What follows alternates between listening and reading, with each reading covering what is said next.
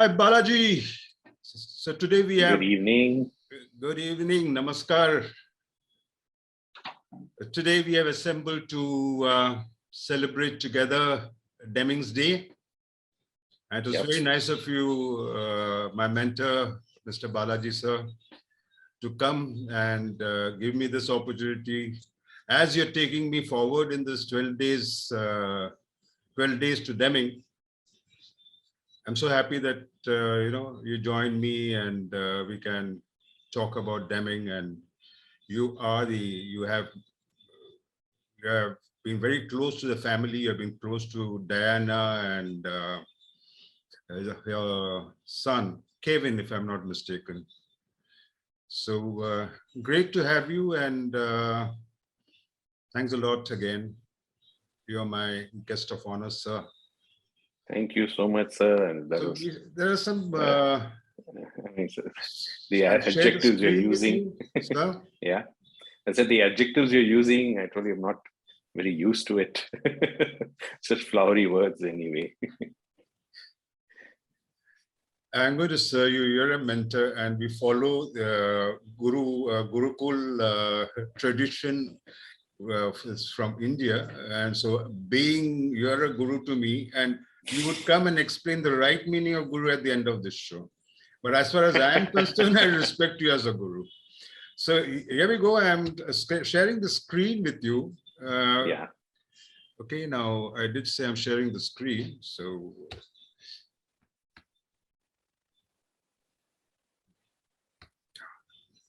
a minute. I can't minimize this, and let me see what else can I do. Where's my PPT? We'll start all over again if you want.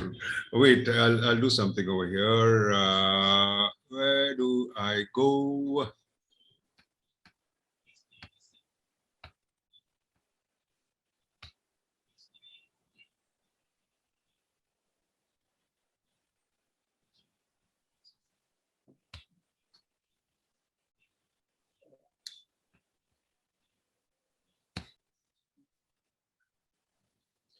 Okay.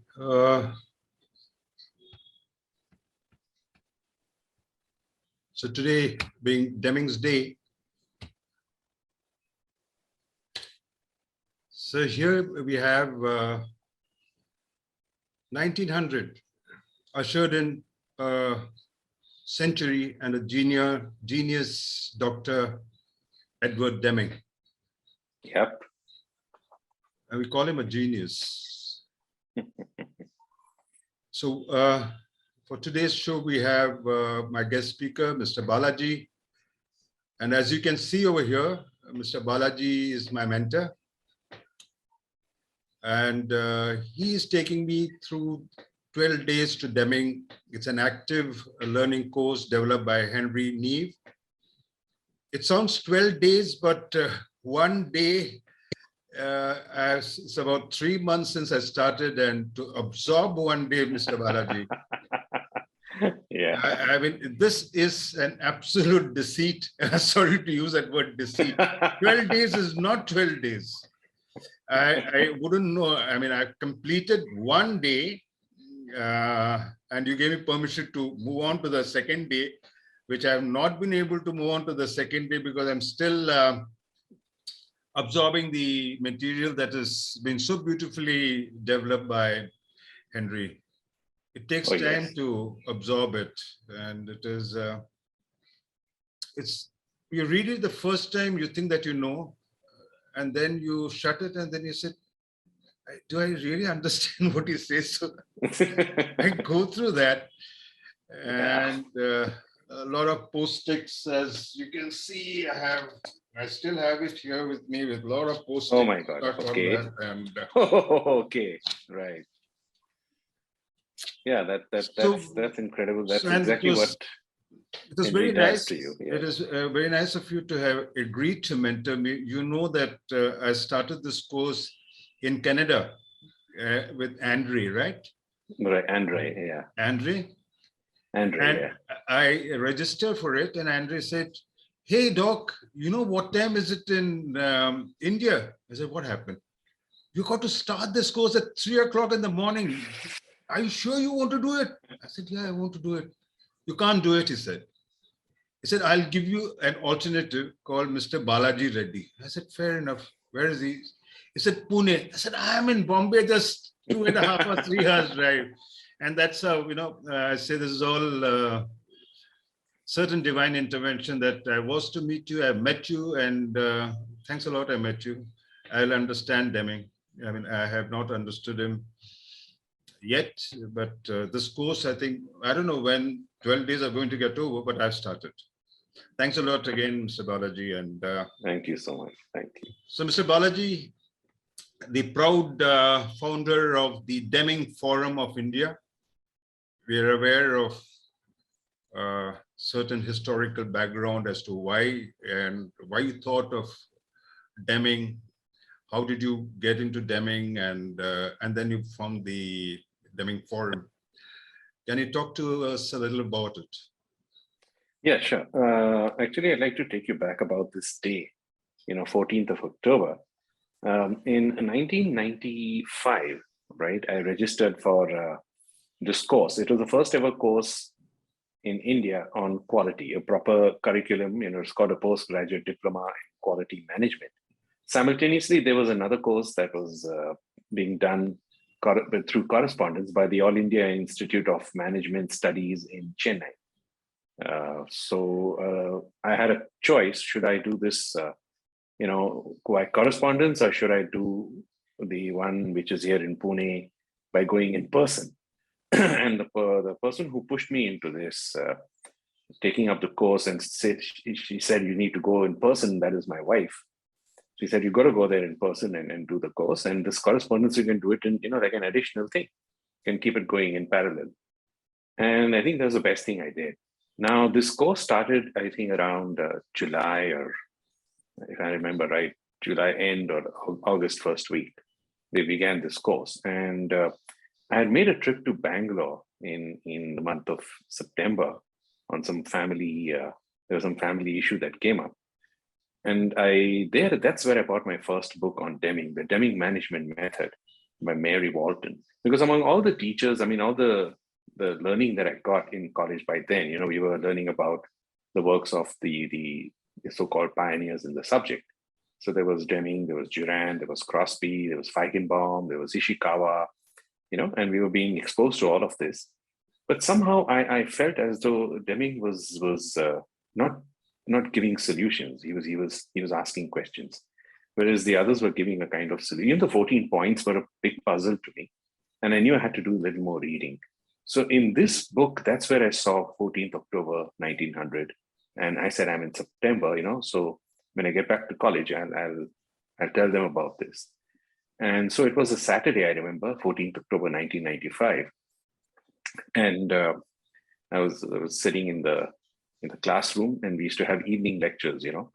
The secretary had come in, and he was inquiring on all of us, how's everything going. And then he was leaving the class, and then I walked out. I just took permission from the professor and said, "Can I talk to the secretary?" And he said, "Yes, please do." So I went out and I said, "Sir, I'd like to inform you that today is Dr. Deming's birth anniversary. It's 14th of October. So would you please announce it in the class?" Now he turned to me and said, "If you know so much, you announce it in the class." So he took me by surprise. So, and I was just a student, and I said, "Oh, okay." So then when the lecture ended, it used to end around close to 9-ish, 9 in the night. So he said that one of your batchmates wants to say something. He said, "Balaji, come up, and today is Dr. W. Edwards Deming's birth anniversary. So would you like to say something? Please tell the class something." Now, my only knowledge was what I'd read in Mary Walton's book. And believe me, I messed it up. I don't know what I spoke that day, but I got the chronology of his events all wrong. I don't know what I was saying, honestly. It was all so messed up. But eventually I just said, I spoke what I could, whatever I had read. And then I just requested, as we ended the session, I said, I request the secretary here of the college that if we could celebrate this, from next year as Quality Management Day. So he said, I will definitely tell that to the director. And that's exactly what happened. So the following year, 1996, October, we celebrated it as Quality Management Day. And then in 1997, they took me by surprise, the director and the secretary, and they said, we're going to call it Deming Day. And that's how Deming Day instead of Quality Management Day. And that's how it got the term. So 1997, then 98, and that's when the whole thing was hotting up about forming the Deming Forum of India. And we formed it, and it was just right because 1998, November, the first company in India that got the Deming Prize, it was in 98 of November. It was Sundaram Clayton from Chennai. You know, they got, so the whole scene was set. And then we launched the Deming Forum of India in Jan of 99. So that's how things happened. And then we started celebrating the Deming Day under the auspices of the Deming Forum of India. So this is basically what happened. And ever since I've been doing this, there have been few, this went on till around 2000 and I believe 13 or 14. And then I was doing this with the Indian Institution for Production Engineers. We used to do this every October. We used to celebrate this. So all the way till 2014. But then after that, the person who was kind of my mentor and sponsor, he passed away. And then we couldn't take it forward. And so I started doing it in college. By the time I'd started teaching regularly. So we started doing it in college. So this is basically how we went on with the Deming Day bit. Deming Forum of India, yes, founded it in a college. And then, of course, for whatever reason, there were some other issues that came up. So I made it unincorporated. I took everything in my name. Only some things had to be sorted out about the logo and things like that. And all of that is now completely in my name. So I think we're on. Is this working on forum affiliated to Deming Institute or it is independent of Deming Institute? Okay, one thing that they made clear, there's no affiliation such thing. Okay, they want everyone to operate individually, so to say.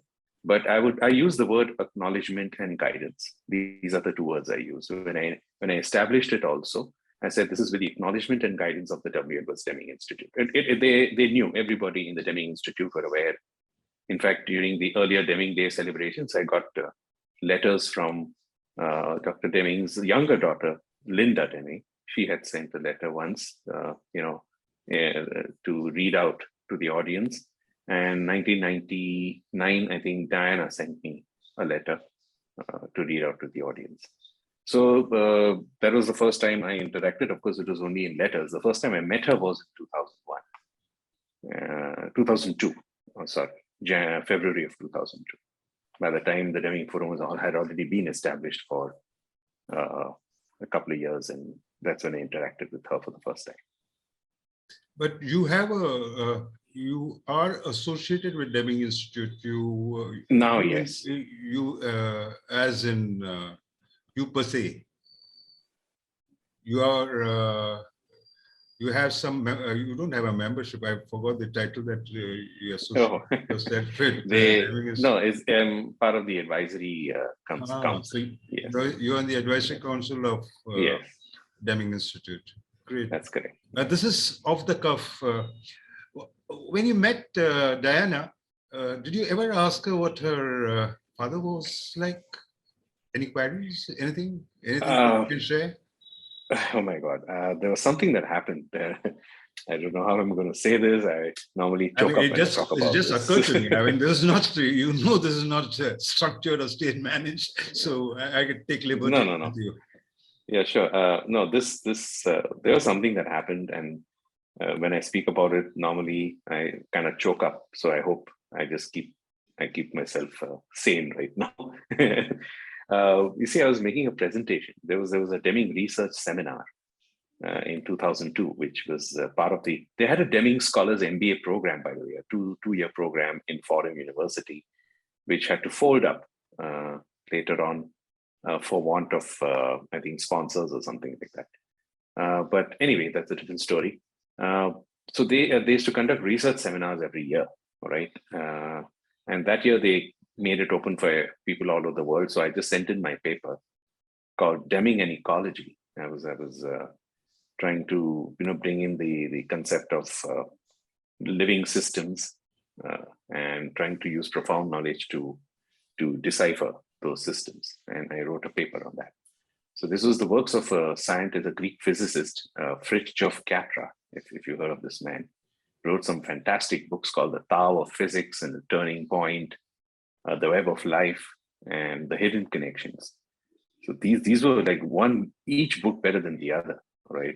Incredible books. And I kind of was trying to, he raised a question: what is life and what is the purpose of man? And I was trying to answer those questions through profound knowledge. That's what I was trying to do. It was just an attempt. I don't know what I did, but eventually, when I made the presentation there, I'll never forget this, because you had parallel presentations going on, in different halls, right? And Diana Deming chose to be in the hall where I was presenting. And when I finished, and I was just taking all my books and everything and moving, and she came up to me, and then she said, "I loved your presentation," and she said, "My father should have been here to see this." Oh, lovely. So that was I couldn't talk to her after that. I think she did speak a little about some of the videos that I wanted, because it was not unaffordable, right? It's so costly, those the Deming Library and Essential Deming, of course, I think I'd seen, but Deming Library and the Deming 4-day videos. So they were quite costly in terms of dollars, and she sent me a complimentary copy. Yeah. And Diana also presented you with a book. The other day you showed me that. No, that was not Diana Deming. That was his student, Joyce Orsini. Yeah. Who I believe she did her PhD under him. Yes. Yeah. Under Dr. Deming. I believe so, yes. If I may be wrong, and I could be corrected on that, but I believe that, yes. And he really adored her, like a daughter. And she kind of takes his legacy on. She was the director of the MBA program at Fordham. So you see, what happened was the lectures that he gave in Japan, that book, the book, it was turned into the book sold like hotcakes, right? Elementary Principles of the Statistical Control of Quality. So I came across a photocopy of that, and it was, you know how the photocopies were in those days, right? A photocopy of a photocopy of a photocopy, which is hardly legible. So I found that at Henry, his office in Nottingham. He was teaching at the Nottingham Trent University at that time in England. And I was there in England after I presented the paper in America. Then on the way back to India, I stopped in at England and spent some time with Henry and met some of the stalwarts there too. Henry was, of course, I stayed with him. And there was another gentleman, David Kerridge, who I believe is one of the most amazing people I've met. And then we had the current president of the British Deming Forum, Hazel Cannon. She was there, and she met me, and a lot of things had happened then. So I was like this wide-eyed kid, just absorbing everything. I was barely into my 30s then. This is a long time back, right?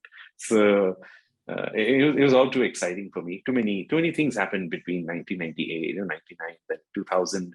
I wanted to celebrate Dr. Deming's 100th anniversary in India here with a big program, and everything was going fine when Henry was due to come, and I think his mother met with an accident just about a week or so before he was due to leave to come to India. So we had to postpone that.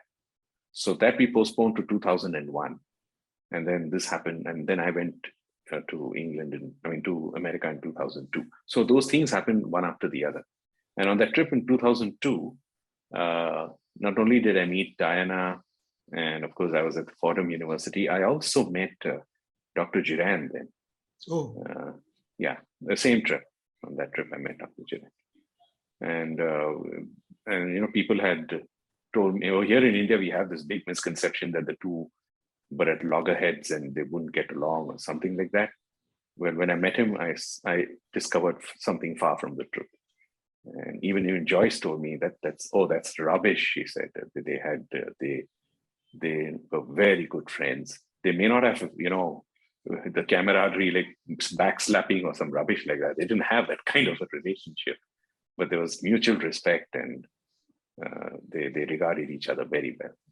So very highly rather. So that was one of the things. Of course, we discussed many things, and I didn't keep in touch with him even after that over the telephone. As often as I could. His birthdays, yes, I used to always call him up on his birthdays. But yeah, this is what happened. So with the Deming Forum, when I established it, it was very clear from the Deming family that this was to be on Deming, and no other. There's nothing else to be mixed up in this. And I was very clear. I mean, I was quite clear about that. But people in India got confused with the Deming Prize. So I kept getting phone calls about, will you help us get the Deming Prize? And I said, this is not about the Deming Prize.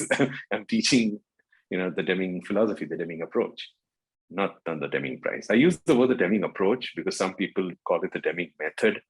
There is no method. He wanted you to have your own method. That's what That's true. I read this in this one day. Henry mentioned it, that he got up and said, there's nothing called Deming's method. There's no 1, 2, 3 steps. I mean, you can take it forward, Balaji, because I remember this that he said, and you would be the right person to tell us that Deming got up and said that there is no 1, 2, 3 steps. There's no Deming method. Yeah, because even what I believe what happened was that when he was giving his talks in America, I don't think they expected him to start speaking, about a way of thinking. They expected methodology, right? They expected some tools, because that's what we think. The experts have some patented stuff, something that belongs to them, and we're going to learn something very special. And instead, you come away from a program with a man telling you need to think differently. And that's more difficult, right? It's so easy to take a tool and then say, oh, I'm going to do this, and at the end of the tool, using this tool, I'm going to be a great guy. I don't know. I think that's a misconception. It's a false sense of security that you start building when you get into that mode of thinking. When you have to do things yourself, then it's your basic fundamental beliefs and all that start that come to the fore, and they help you come up with better methods, and you can have something that you call your own, and that's what he said, that if I don't want you to do something because Deming said, I want you to do something because why Deming said so. That's one of the things he said, that get into the reasoning, why, and you would always have those questions, right? And there's no such thing as a fact. I mean, that sentence, the first time I read that, and even when Henry said that, this is one of the things he used to say, there is no such thing as a fact. So what do you mean? There's something happening, it's a fact. He said, no, it depends on how you're recording it and what you're recording. The facts change. If you change the definition, the numbers change. And he gave a very simple, concept of that. He said that how many people are there in this room, right? How do you count them? It depends on what you want to do. Do you want to serve tea to everybody? Then you count the number of people who are sitting here right now, right? Do you want to design an AC system for this room? Then you count the number of people who can sit in this room. Do you want to, distribute some magazines to everyone? So then do you count the people who came in for some time and left the room? Do we count them also? You understand what he was saying? That if you change the definition, the number changes, right? And so he said you need to define, the fact that's why the term operational definition came from there, right? This was Walter Shewhart's contribution, which he said it went unnoticed, that you need to operationally define what you want to do. What do you want to do with that number? Then everything starts making sense. Otherwise, I'm sorry, Balaji, when you said about the operation definition, I remember listening to Schultes. How do you pronounce it? Peter Schultes. Peter Schultes, yes. And I'll come to that. Peter Schultes was giving this definition about operational definition for whether the bears were sleeping or hibernating. Well, I have another story. This is fantastic. Since you raised this, let me share this with you. All right. Operational definition. Apparently, this incident took place in England in the 1980s, where I think they came up with some kind of a tax on import of fruits and vegetables. All right. And so this particular businessman apparently imported tomatoes from France. And when the tomatoes landed at the airport, he was called to the cargo division to pay his duty and to claim the tomatoes. And he said, I want to see the tomatoes first. And then he saw them and he said, okay, cool. Now he went to the duty office and said, okay, I need to pay the duty. So tell me what it is. So they say tomato is a vegetable, so you have to pay this duty. He said, tomato is a vegetable? Nonsense, tomato is a fruit. All right. Now, the problem was that the duty structure for fruits were different and vegetables were different. So they didn't know how to solve this. So they went to their boss and they said that, there's this guy waiting here and we want to get him to pay the duty. And he says, tomato is a fruit, it's not a vegetable. So this guy is all puzzled and he said, hey, look, I think this is serious stuff. We need to sort this out. We need to talk to the experts, because if we start having a debate here, half of us will say fruit, half of us will say vegetable. All right. So they contacted the British Standards Institute, who is connected to the International Standards Organization, right? iOS. I mean, International Organization for Standardization, which we call as ISO, right? They connected to them, and they came up with a fantastic definition of a fruit and a vegetable. Now take a look at this. Okay, just listen to this. If you're using the produce of a plant to make a juice or a jam, it's a fruit. It's a fruit. But if you're using the produce of a plant to make a sauce or a pickle, it's a vegetable. It's so much for operation definition. So they go to this man and ask him, what are you going to do with this tomatoes? What are you going to do with these tomatoes? And he says, I'm going to make a sauce. Okay, then it's vegetable, then you better pay up. Oh, that's great. I was teaching this in my class. I was telling them about this. And one of the students was a student of biology. She botany and all. So she told me, sir, actually, if it's a seed, it's a fruit. If it's no seed, it's a vegetable. No, so much for operation definition. No, she said that this is the botanical thing, but I can understand what you're saying. That's the industrial definition. In industry, food industry, they do have these kind of definitions. So I was amazed that that you got to be so clear about a lot of things, right? Since Balaji, that we are on, I can never get this name right. Schultz. Peter Schultz, right? Schultz. You write it in Hindi, na? Schultz. Schultz. अभी मैं लिखता हूँ Schultz. Yeah. So let's see what Schultz did to this diagram of that's what you're guiding me for. This is what correct. Schultz has said. I'm going to put this slightly down so that we can see this by Schultz. Right. So here we go. So this is what I got from Henry's what he developed for us for the 12 days to Deming, and this is how he put the system of profound knowledge. I mean, the schematic diagram. Funnily, when I read the new economics for the first time, and I drew a pictorial representation, and surprisingly, it's very close to this. I have my own version. I don't know. Can I share my screen or? Sure. What Did I put you as a joint? Yeah, you can. Okay. I made you a co-host, so you can use it. Yeah. So okay, here we are. I'll just get the slide ready and then I'll share it with you, so that you get to see it yourself, right? So yeah, so I'm just sharing my screen right now. Oh, only the host can share. I made you a co-host. I don't know why. Did I make something Okay. wrong? I always do. Anyway, let It me says that. see if I can get this right. Just 1 minute.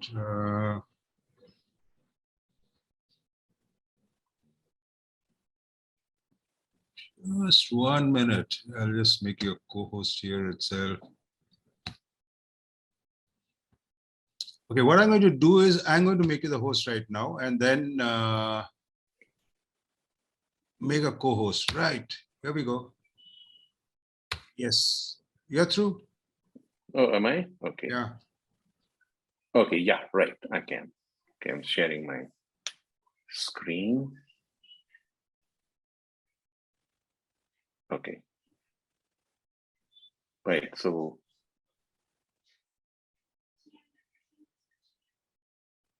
yeah, can you see this? Ah, perfect. Not bad. I'm getting used to all the Zoom. Yeah, go ahead, Mr. Balaji. Yeah, so this is how I present it, and then I say it's the culmination of his life's work. And I say it's a theory of leadership and management, right? Different, but deeply interconnected. So he never founded any of these sciences, but definitely he saw how they interacted. And these are my words to begin with. I say we are surrounded by integrated dynamic systems where people are the most important part of any system. This term people matter is actually taken from him when he said the most important thing he learned from the Japanese is that people matter. So tell me, I just hold you there. You know, yeah, we talk a lot these days about respect to people. You know, there's a lot of talk about respect to people, and I've been hearing about respect to people. Did this, by any chance, Deming had a role to play in this, or it was... I think it was. I think he saw this and he found the importance of that. You know, in Japan, that they and he treated. Actually, that's one of the things he treated them with a lot of respect. I think that's what they were. They were extremely fond of him for that reason. Whereas I think the other people going there it was the victor versus the vanquished kind of thing. At least that's what I gather from what I see. And some of the videos that I've seen where the old people say that we were not so good to them, when we went there, and we were looking down on them. Whereas this man, Deming, treated them with a lot of respect. So I think they reciprocated that. And when he saw that, and he saw also, of course, they did have labor problems apparently later on, which Ishikawa also solved. So he saw how they were looking at things, right? That they had their own way of dealing with people, and they were. So I bet it was a combination of what he saw versus how he was behaving with them. As they say, you behave with someone the way you want to be behaved with, right? So he did treat them with a lot of respect, and that's what they always will remember. Right. So this people matter thing, I think, was a mutual kind of a thing that happened. Right. And anyway, so that's besides the point here. You just asked me the question, so I answered. Yes, will do. It's one of the things he always focused on. People matter. And of course, the numbers, but not just empty numbers. We need to understand what they mean. And epistemology, the science of learning. And this is what he used to say, right, towards the end of his life. I'm not here to, teach you anything new. I'm here to make you see things that you normally would not see. And this is the diagram. This is the diagram which I created. Now it's very similar to Peter Showalter's diagram. Right? I'll just move this so that we can see it. Yeah. Yeah. So you have appreciation for systems, understanding the theory of knowledge, understanding variation, understanding psychology. Yeah, so I put the double-edged arrows there to show the interdependencies. So this is where, I would say that the similarities would kind of end, right? So, but I was amazed when I saw Peter Showalter's diagram. I thought that, it was very similar to what I had. And I created this independently. It was not after. When I saw Peter Showalter's diagram, I saw it was very similar. I did like what he did. And then he added some text in that. So, I had some text in it, which was quite a little different.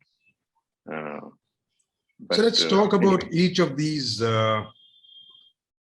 each of these, I'm going to take mine. Okay. Okay, here you are. Yeah. Just 1 minute.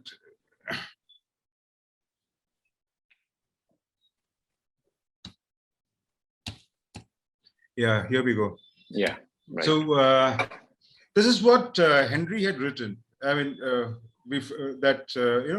he says that each of them on their own rights, but they are interlinked and interdependent. That's precisely what you did. So can we talk about this? Yeah, sure. I mean, I told you, right, that he never invented any of these four sciences, right? And he never claimed to be an expert in either of these. Okay. But he definitely saw how they interact, and he saw that this gave you insight and, made you see things differently. So when sometimes I hear or see people talk about, for systems, you don't need to read this, not Deming, what Deming said, but someone like a Russell Ackoff, of course, Russell Ackoff is a master of systems and all that, right? But for psychology, then you need to go to someone else, and for theory of knowledge, it's someone else who's a master. And but that was exactly the point what Deming said. He never said that that you need to be an expert in any of these sciences. You need to know them well, so that you can you can see things around you differently and draw different conclusions. That was all. There was nothing about being an expert. In the book also, he says you need not be an expert in any of these, but you need to know about these and how they interlink and how they are interconnected. Okay. And people talk about this word interdependence, right? If I ask someone what is interdependence, okay, there are two things happening here, because normally when you ask the question interdependence, I mean, let's say, what would you say, Dr. Mohan? I mean, if I say, what do you say is interdependence? Interdependence is, well, I always connect this interdependence with the organs in our body. Right. And okay, so that's what I think there is a quote from, let me see if I can get that book over here. Yeah, let me see if I can quote that. Yeah, this is from, this is the book. Yep. It's on chapter 3, page 46. Correct. St. Paul understood a system. That's right. A body is not one single organ, but many. Suppose that a foot would say, because I am not a hand, I do not belong to the body. And he goes on in this. Correct. So that is the interdependence that cool. I understand. That's right. From it. But if you talk to people, what is interdependence? They always talk about mutual dependence, that they depend on each other. They forget the point that interdependence is being independent and dependent at the same time, right? So the organs of the human body, each of them grow differently, right? Yeah. They're an entity by themselves, yes, but for the body to function, they all work together. So there's a dual kind of a thing that you're seeing here, right? And that's what he said here. He said, individuals, each one of us grows differently. Each one of us learns differently. But for the company to function, for the team to function, we all, have a role to play. We have to work together, right? So in that paragraph, if you see on page, I think 85 in New Economics, if you've taken out the book, just go to page 85, right? And I believe you'll see it right there. This is transformation is required in government, industry, and education. Can you see that paragraph? Yes. Right. Now see the paragraph, the second paragraph there. Transformation will take us to a new method of reward. Now see what he says here. We must restore the individual and do so in the complexities of interaction with the rest of the world. Yes. Now this is what he's trying to say here with profound knowledge is no company exists in isolation today. All right. And it is a family of companies that work together. Today, we use fancy words like a supply chain, which, by the way, I don't like using. I prefer the word a provider network, because these are a network of providers. It's not a chain. A chain is pretty linear, right? Whereas a network is linear and lateral. And each of the companies is a separate entity. Yes, they are poised for growth, and they are in different stages of growth, of maturity. But for the whole network to function, we need to work together. Now that's the paradox, right? Yeah, hold you there, Balaji. I just hold you there. And since this is coming out spontaneously, we did not do anything in the prep meeting. We said we just do the slides, but it's coming out spontaneously. We are talking about organizations and their right. interdependent, although being independent and interdependent. Talk to me. This is inter organization. Talk to me intra organization, where you have functions. You've got an HR function, a quality function, and then what happens is that you go and do a point Kaizen in some shop floor. Oh God, Then you expect, and then you say, why doesn't lean, TPS, etc. stick? And today, honestly, Mr. Balaji, I had somebody inquiring with me, because I've started this series supporting and sustaining continuous improvement process, and somebody says that, and I've made a remark that, look, people should go through this, and probably the GMs who have said no, that lean will not be applicable in my organization should go through this. So there was a comment made saying that there were so many gurus, there are so many people who have talked about it. If people are blind to it, nothing can change. I said, fair enough, nothing might change, but I'm on my journey. So all what I wanted to talk to you about, and Mark Delosio, who was very inspirational for me to start this. Okay, so he talks about point Kaizen, and then he said the enterprise Kaizen. So I want you to talk about inter-organization, independent and interdependent. Yeah. So, if about building the network itself. So Deming talks in his point number 4 about working closely with suppliers, right? And he says, invest in them. In what? In education and training. Help them, realize their potential, right? And if they do well, then you do well in some form or the other. And if you show that interest in them, they will reciprocate that and show that interest in you. The point is, we've treated them as, apart from the organization. And he said they have to be a part of the organization and have an arm's around relationship with them. Right. I think he spoke about this. I have these papers which he wrote between 1950 and 1975, talking about this in Japan at that time. Now, the Japanese, of course, came up with their own method. Like I said, he may have said a few things there, but eventually they came up with their own method. But it was definitely based on this kind of thinking that you have to work closely with your suppliers. You're only as good as your, as good as your strongest supplier. This is the strength of a chain lies in its weakest link, right? So, when you say here as good as your weakest supplier, sorry, I said the strongest supplier. So you're only as good as your weakest supplier, because your weakest supplier is going to let you down. So you got to make those people as strong as yourself. I think this is one of the major things in Japan, that they are very close to their suppliers, and the suppliers are an extension of themselves. Of course, you've been more to Japan. I've never been to Japan. My only understanding of Japan is from my late father, and that too from the stories that he used to tell. So I used to be this little kid running around the hall, right, when the guests used to come and meet him and all that. And I used to see sometimes he had the same stories to narrate, and that's how I kind of remembered some of the stuff. When I got into quality, then it all fell into place. But this is one of the things, and from what I know, everybody talks about Toyota. Of course, they are something that you need to look up to. But I believe, there are at least 50 other companies in Japan who are doing the same thing, right? And because they all learn from one another.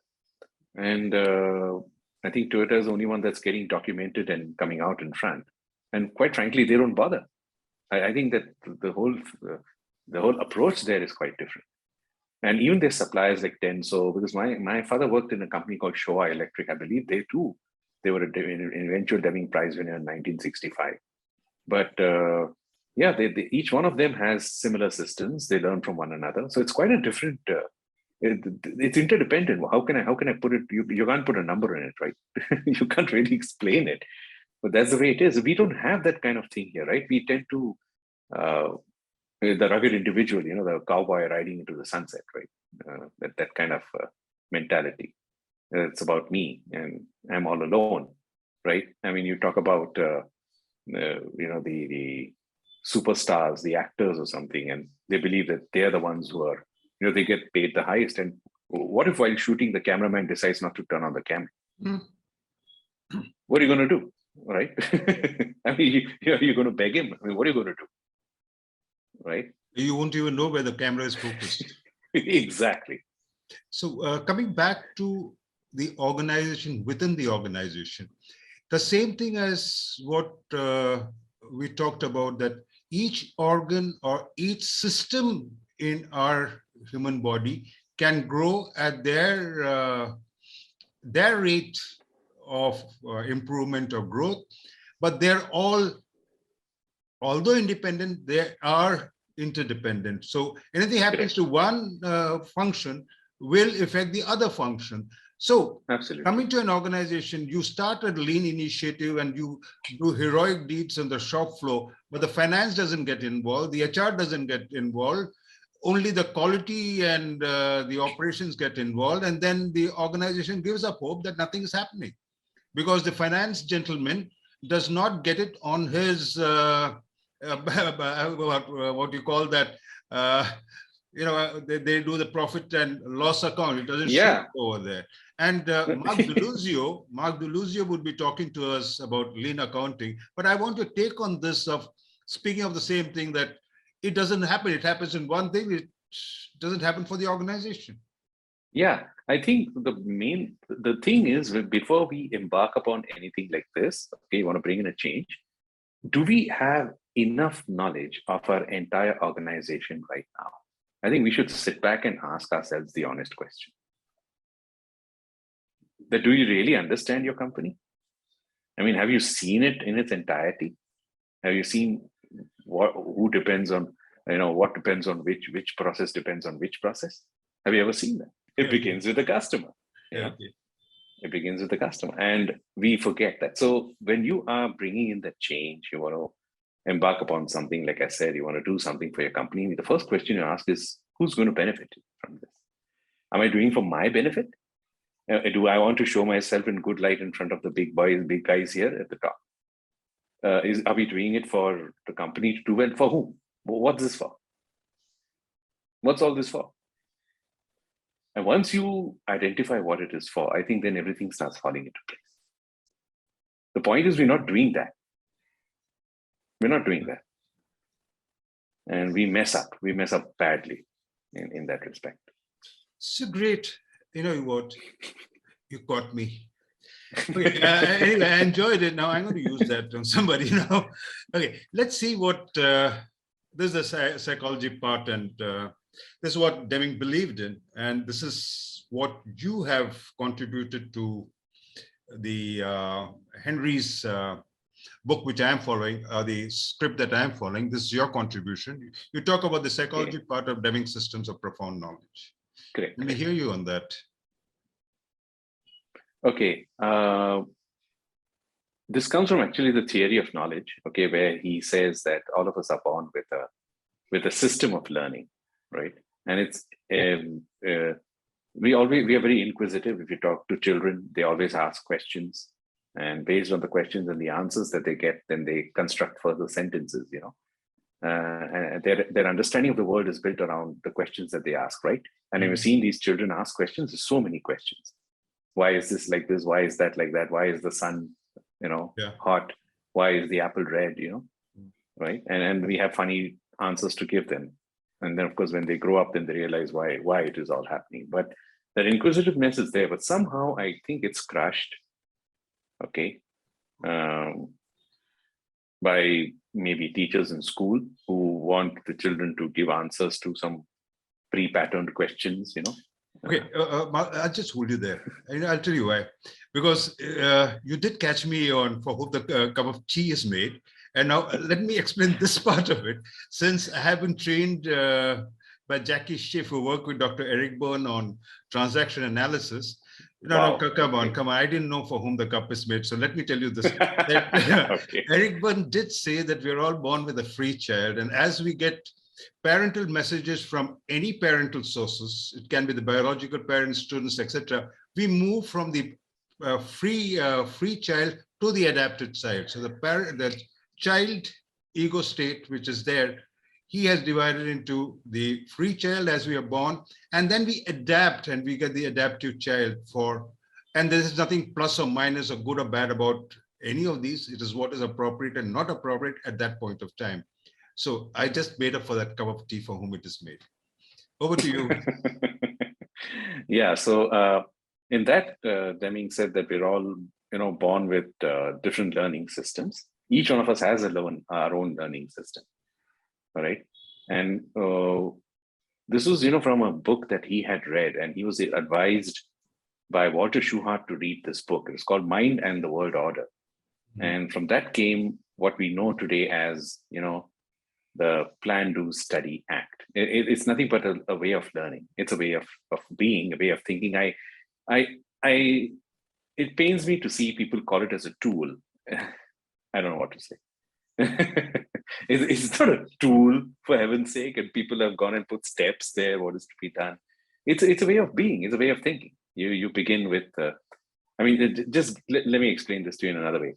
Let's say, you've never been on Venus or Pluto on Mars, okay? Now, suppose but you've seen some photographs, so let's not go there. Let's say we're talking about, is there any place in Pune that you would like to visit? Me? Dr. Mohan? Yeah. There's a popular place where you have this, the fall over there. What is that river? Not Hubli. What is it called? Murshi Dam. Murshi. Okay. Murshi Dam. Yeah.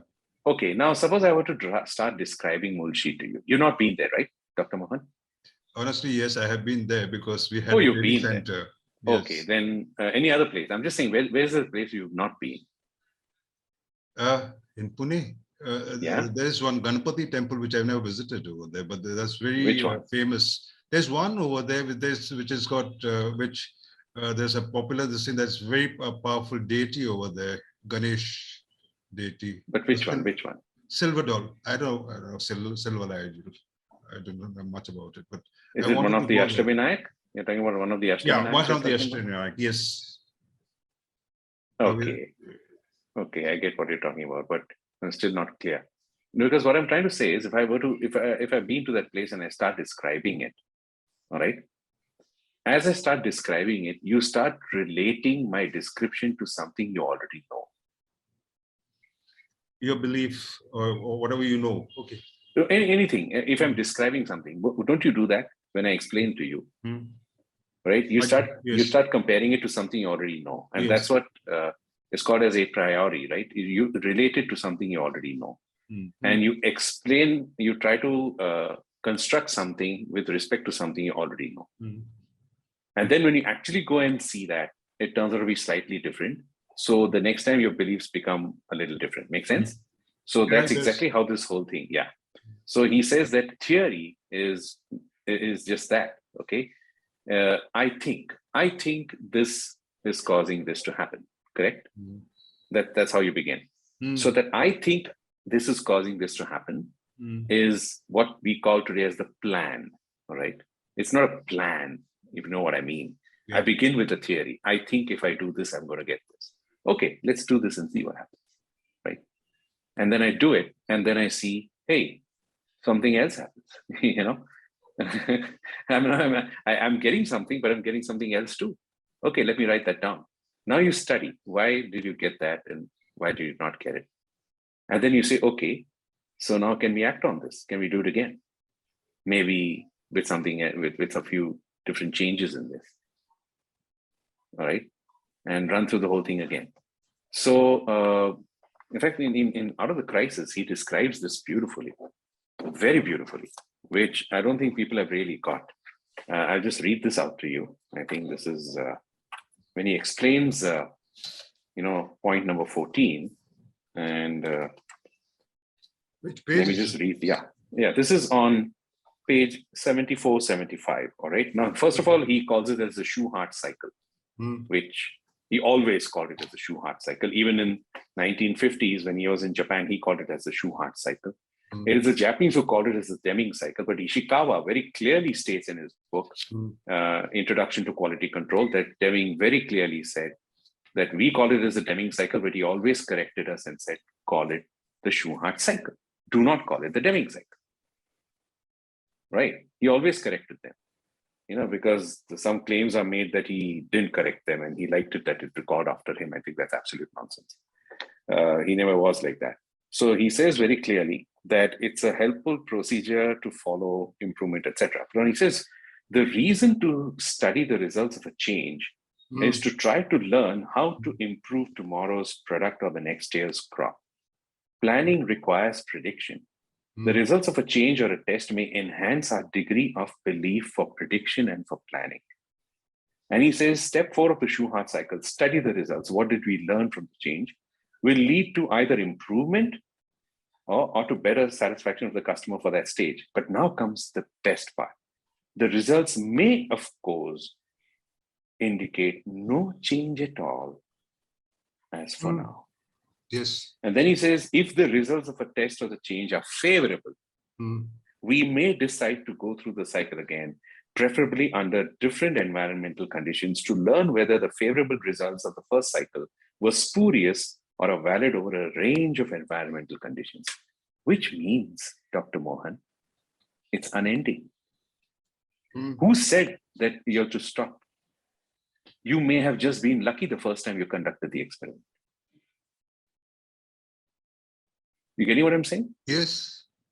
It never ends. You're just lucky. Do it again and do it again and do it again and just keep doing it. And do you know, every time you go through the cycle, you'll always do something different. That's the Kai, right? In Kaizen. That's what it means, right? The word Kai, what does it mean? That nothing in this world happens more than once. I mean, I think I've got it wrong. Nothing in this world, wait. I think this is in Sanskrit. It's very beautifully worded. They say everything, sorry, I made a mistake. Everything in this world happens only once. Because the second time it has happened, time has changed. Something has changed. I don't think, right? Yeah, I understand that. The kshanak kshanam, you can't translate, right? You can't translate that. That the time moves on and so does the events, but something has changed. Yeah. Something has changed. Everything changes. And it changes all the time. Now, the point is, change, that's not what this is. We are talking about beneficial change. That's the Kaizen, right? It's beneficial. I mean, the cancer cell also. Yeah, it's because even cancer cells grow the fastest in the human body. True. They grow faster than any other cell. Yes. But that's not the change we want. And look at the stupidity of the cancer cells. They kill the very body they are housing. How stupid. What is their purpose? They don't even exist after that. Yeah, that's true. Yeah. And it makes no sense. So we don't want that, right? We don't want that. And if that kind of improvement comes into the company, can you imagine how much harm you're causing? It's growing fast, but you're going in the wrong direction and you don't even see it. Yeah, it needs only one function to get the cancer in a body or an organization. Finished. That's it. And it grows like mad. Okay. Let's go to the second point that you said. There are innate need for self-esteem and respect. Yeah. There is, people want to do a good job. Nobody wants to do a bad job. I mean, I think all of us have experienced this. All of us have experienced this. Is this where Deming said that quality is the pride of workmanship or something to that effect? Yeah, he said joy in work. Joy in work. Yeah, he said anybody who enjoys his work is a pleasure to work with. And people misunderstood joy in work, with what? I mean, I don't want to sound nasty here, but doing a group dance early in the morning before you work, if you know what I mean. Yeah. We leave it aside. And today I'm not going to discuss anything about HR or performance related. Oh, no, come on. It's Yeah. not HR. In fact, I think HR is one of the most ignored functions in the company. Yeah. Yeah. Most misunderstood, most ignored, and they are victims of circumstance. Okay. We'll talk about that later. So we come to the third point. With some extrinsic motivator rob employees of dignity and self-esteem. Can we dwell on that? Yeah, see, when a person wants to do something because they want to do something, it's quite different from you dangling a carrot in front of them. If you do this, I'll give you this.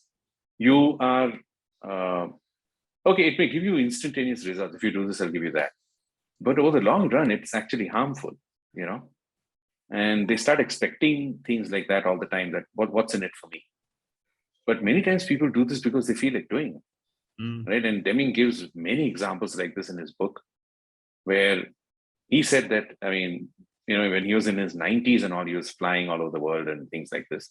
And there would be someone there to pick his bag and, you know, walk with it, whether it was the air hostess or, you know, someone at the airport, and a young boy or something, just seeing his age, just trying to help him, taking him to the cab and getting him in the cab. And then he said invariably he would reach inside his pocket and take out a $50 note, you know, to give. And he said, no, I don't want to do that. He said, how could I do this? I'm hurting that person. You know, that person was doing it out of the goodness of his eye. I've heard this from even, I can't take the name of this company, well-known company where this happened, where I think it was the vice president who, there was a crisis in the company, and he told the workers, we need to work, you know, but I can't pay you overtime, and this has to be done, and we have to finish it this year. If we don't do these things, you know, we'll be dead meat. And the workers said, okay, we'll rally behind you. And then they went ahead and they did very well and recorded profits. And then this guy calls them again for a meeting, the union, and tells them that, you know, we've decided to reward you for this. And we were shocked. We experienced, and some of my clients experienced the same thing in 2008, and they went down to half their salary. And I even said, I go down on half my rate, and we work together, and I understand where you're coming from, because I have personal experience of that. The last point that you said in this is management that deny to their employees dignity and self-esteem will smoother intrinsic motivation. Yeah, it comes to the same thing. You're not the same thing. Yeah. When you are putting a price on everything, you know, this is what do they say? The cynic, right? The guy who's a cynic, he knows the price of everything and the value of nothing. I'll say that again. I would say that loudly. Say that loudly. I know many. A cynic is a person who knows the price of everything but the value of nothing. I will repeat, since you are the mentor, I will repeat after you. A cynic is a person, help me out. Yeah. A cynic is a person who knows the price of everything, but not the value of anything, right? Absolutely. A value of nothing. Value of nothing. I love that. Okay. Thanks for teaching me that. Okay. So let's see what we have. I'm enjoying this. So you have put in your, your part of the section in this 12 days to Deming. Right. You said Kaizen, quality circle, just in time and zero defect. You said that Deming laid foundation on which these initiatives were built. Now, not zero defect. He had nothing to do with zero. No. He had nothing to do with zero defect. He hated that. He said there's no such thing. But zero defect, let me tell you something, okay? You're trying to prevent something from going wrong. I understand the principle here, but that zero thing can be attained very easily. Just don't record anything. Got it? You know what? Let's go step by step. Kaizen, I think we fairly covered. Yeah, we fairly covered. Yes. You had an interesting take on quality circles? You visited some place and then you said that Oh, there's yeah. a difference between quality council and quality circles. Can Yeah, you no, dwell on that? this I read in Dr. Juran's book. Now, there are many gaps to be filled in there, but from what I understood, and even what I interacted with him, council is a cross-functional and cross-hierarchical kind of team, which is very project-oriented. They take up they're goal-oriented. They take up uh, a certain project, an improvement project. He said that the improvement could be, the trigger could be within the same group, that is what we call as continuous improvement, or the trigger could be from outside. Somebody came and said something. So that's problem solving, right? When you're doing something in a reactive mode, that's problem solving. When you are doing something because you want to do it, it's continuous improvement, right? That's the way Juran put it. And he said for that, you form this quality council because you need everyone's input, and they have to come from, even people not connected to the problem should be brought in because they bring a fresh kind of perspective, right? So cross-functional, cross-hierarchical. And when the problem is solved, when the whatever improvement you wanted to attain has been attained, you disband, right? The council disbands, and a fresh team takes its place and takes up the next project. So this is essentially what I believe he taught the Japanese in 1954 when he came there, and he taught them how to organize for these things, right? So that's one of the things, and they started doing that. And I think between 1954 to 62, this spread like wildfire. Inside Japanese industry. That's Juran, yes. Yeah. And Ishikawa spotted this. He found that every single individual became like a problem solver. They could improve and solve problems by themselves. And that's when he said, let's do this in a voluntary fashion. And that's how the concept of the quality circle was born. That this is voluntary, not mandatory. It's informal, not formal. And you don't do it, you do it during off times, maybe a lunch break, maybe a tea break, and you bring in any kind, and it could be for anybody. Quality circle, you take up projects not for yourself, but maybe you go and see something else happening in another department and say, hey, let's do this together. That apparently I think led to Kaizen, right? That you're doing it for someone else. Yeah. You're doing it not for yourself, you're doing it for someone else. But when I see this, sometimes people talk about writing Kaizen reports. I think that's defeating, that's self-defeating. If you have to write it, then there's something definitely wrong. if you have to measure it, sometimes you just feel good about it. How can you put it? I remember, I don't know, I think it was in Katie's book when Yoshino says, if I recollect, that he has written something on the A3. It may not be very explicit, but he has written something. Something to that effect. I read in Katie Anderson's book, Learning to Lead and Leading to Learn. I had an interaction with her in episode 2. Extremely well written. And when you come to just in time, and that's the base. This bit I can tell you that this I heard my father speak of when about a TV. On TV, apparently, was it Honda or Toyota?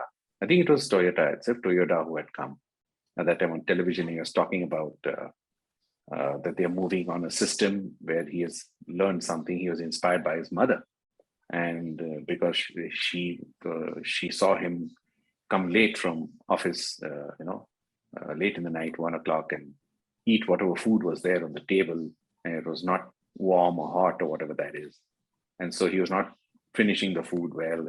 And they hate waste, right? I mean, they've seen such bad days with, food, not getting food, that when they see food getting wasted, they hate it. So the mother apparently waited for him at night. And when he came home that night at 1 o'clock, he was surprised to see her waiting for him. And he asked her, why are you waiting? She said, you've been wasting food. So I decided I'll cook for you after you come. And he said, how do you know what I want? And she said, okay, try me. And then he asked for a dish, because he said, I normally eat whatever you give me, but since I'm here, will you make what I want? Of course. And he was surprised. He asked her for a dish and she made it on the spot, right? And so both went to sleep very happy because she saw that there's no food that went waste and he got what he wanted. But this is what apparently he went and spoke to, I think Taichi Ono about this. and said. Yes, that reminds me. Oh, yeah. Yeah, that's Yes. In this, Daiichi Ono says, and this is a conversation of Daiichi Ono with Sitsu Mitu, if I pronounce it okay. right. And somewhere Okay. down there, he says, most important just in time is just. He emphasized the word Enough. just. Enough. Exactly what you explained. Just, Yeah. quantity and quality. And what the mother served to the son, the quantity Exactly. and the quality. That if she can do it, the problem was, he said, if she can do it, then so can I. If she can make a meal on time, then I should be able to make a car on time. The principles are the same. Why can't I do it, when the customer asks me to? That's the aim. And whether they attain that, whether he managed to do that, that's a different story. Yeah. The whole purpose was that. And how they built the whole thing towards that, it is incredible. And people always think just in time means zero inventory. That's a big misconception in India. Yeah. So if you know what they did, they removed all the understand. inventory, kept it with the supplier, and then say, if I want something, I'll phone you, send it. It's not just in time, it's just in case. Yeah. One of the gentlemen, who is known for Denver business system, Mark Deluzio. Right. He spoke in the first episode. He's doing at least 6 episodes with me, and the next episode I'm going to do with him is on TPS overview. And Okay. he talks about just in time, exactly what you have said. And we will be talking a lot about just in time with Mark Deluzio and other professionals who would come on. So we defined what a zero defect that is. And let's forget about it. And then, because then you will take me to common causes and No, I'm not getting to that. I'm just saying that zero defect, you want to count, you don't need to count. I mean, come on, we've seen this happen. Yeah. I saw this in a very well-known company here in Pune, in Sakad. I don't want to take the name. By the way, it's a collaboration between a German and a Japanese company. Can you imagine how good that is? All right. So, and I discovered this there in that company, and that they were saying zero defects. And one of my students went there to do his internship, and he said, he phoned me up at night. He said, "Sir, I was appalled to see this. At the backside of the factory where the store is, behind that, there were people there breaking all, they were breaking it was a glass item, so he was breaking. So he went and asked him, so what is this? So he said, these are all defective pieces. He said, but they are reporting zero defect. He said, no, they give it here. They are reporting zero, but they give it to me. And I'm supposed to break it and make it nothing. I mean, what do I say? It happens. This is where I like, you can correct me as a mentor, but if I'm wrong. Deming said that a committee constituted by the president would always report to the president what he would like to hear. That's right. Am I right? Absolutely. Okay. So this is what you said. The Japanese were already well stepped into what Deming taught before these practices came into existence. I'm talking about all the 3 above and 4 above. And thus they were able to develop the concept in the ways that were wholly in line with his teaching. Can you just elaborate a little on that? Yeah, I guess, I mean, to say that he invented it, no, he didn't. But he definitely gave them the thought process. And that's the point we're trying to do right here, that we try to get people to think that way, So you can come up with your own techniques, which is suited to your kind of company. There's some things you just can't blindly copy what's happening in another place, right? That's why I said the first thing is to see where are you right now? What's your state? What do you want? Where, and what do you need to do? Then you can come up with something, right? So that initial thing about, do you even know anything about your company? I still keep asking people, do you know enough of your company? Do you know enough that you want to bring in, I want to bring in a change? But what is happening right now? You go and ask the person on the shop floor, he'll say, Malik ko kuch nahi malum. Yeah, you seen that? Yep. Yep. Now you're And getting. that's the profound knowledge we're talking about. He's saying that go see the holistic approach, see what's happening, see what's not happening. He's giving a lens of looking at it. That's what he said. A different way of looking at it. That's it. It's not a tool. There's no step 1, step 2. How do I elaborate this? What do I say?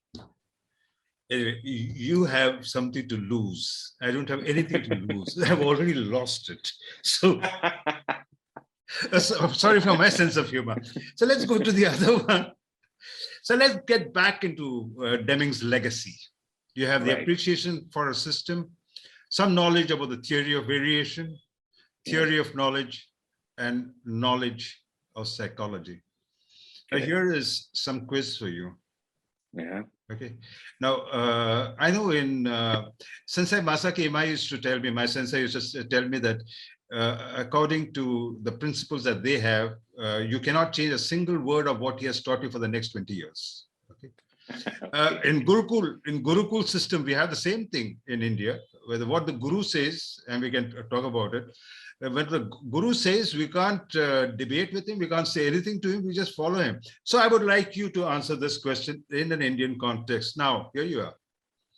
So in Sanskrit, and both of us know this, okay, in the sense of how teacher is defined. And let me bring this down a little so that we can see that, okay. I can read it out for you. In Sanskrit, you know that the word teacher is based on their unique skills. So I'm asking you a straight question, my dear mentor, although I'm not supposed to question my mentor, but I'm asking you this. Was Deming the teacher who gives you information? Because that's what is called Adhyapak. Was he Deming Adhyapak?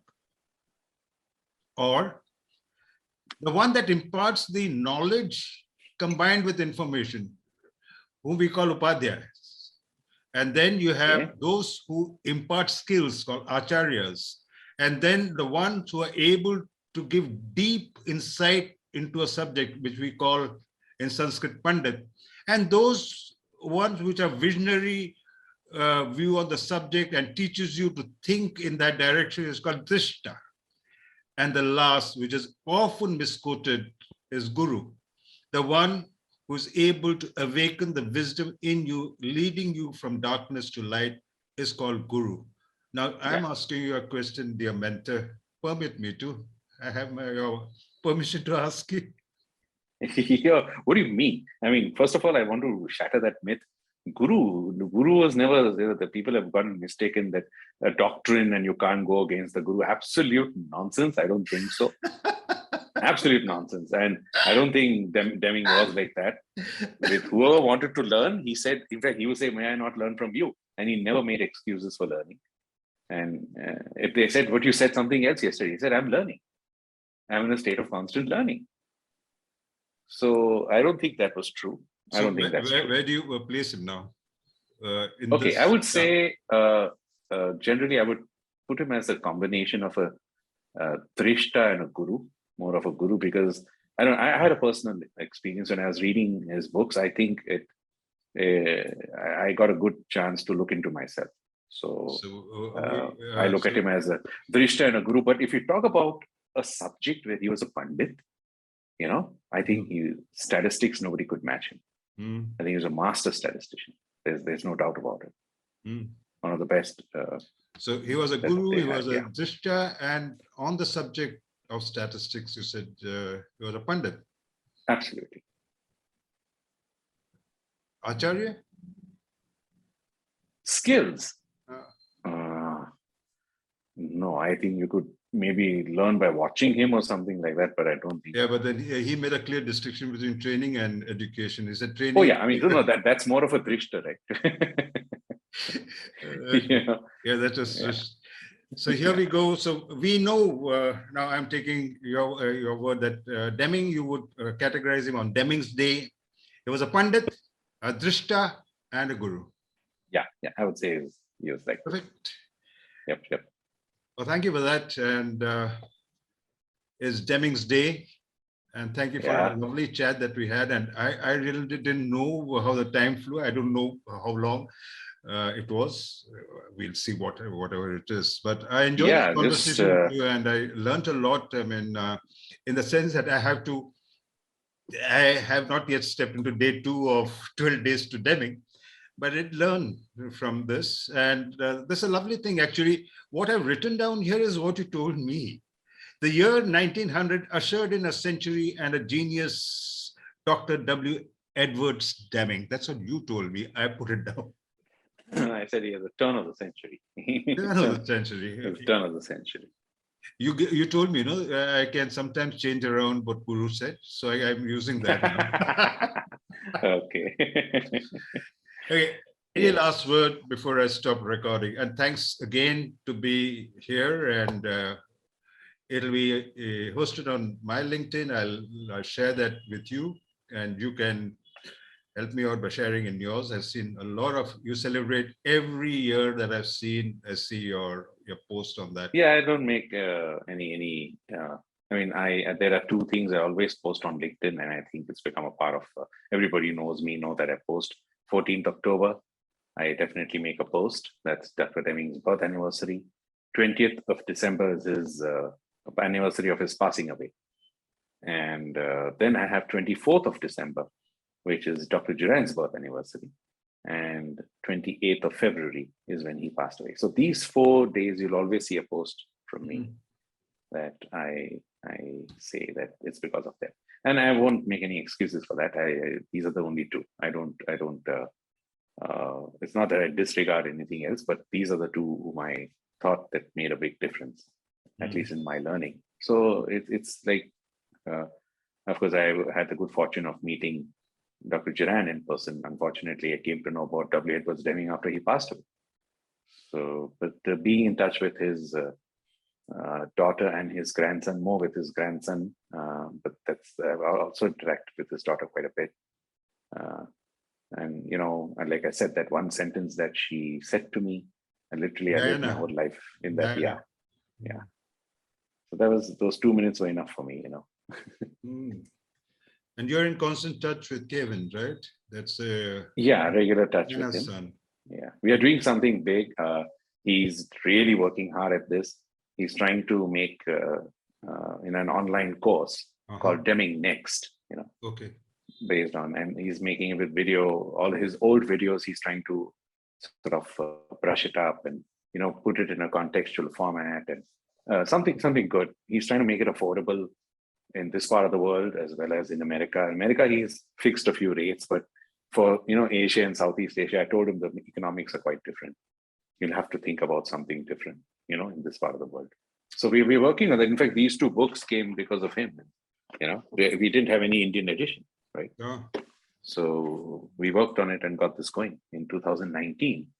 I met him in 2018 and spoke to him about this for the first time, and within months he got things moving. And 2019, we have the book coming up here. Delighted. And 3 days after you told me to buy these books, I bought these books and it's with me and I'm reading it. Okay. Mentor, thanks a lot. I enjoyed this conversation. A top conversation.